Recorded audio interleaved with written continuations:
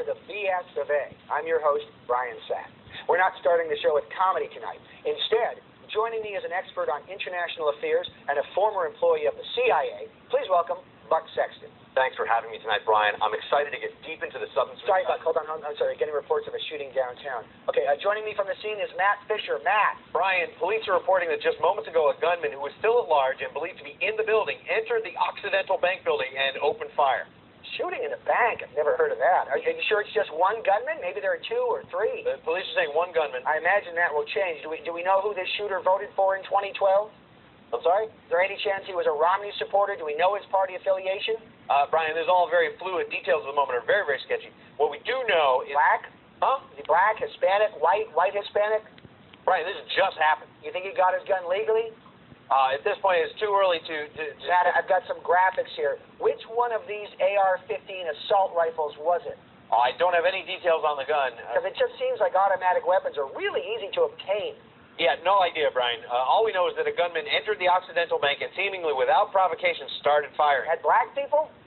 What? You think this was a hate crime of some sort, the Koch brothers? I don't... You think he had an agenda, maybe a political grievance, Tea Party?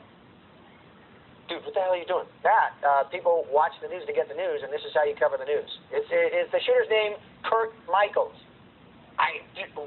Where did you even get that from? He's a weird Jehovah's Witness kid who punched me in the face when I was 11. Okay, Brian.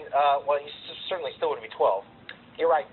Okay, here he is as he looks today, if that's the right Kurt Michaels from Facebook.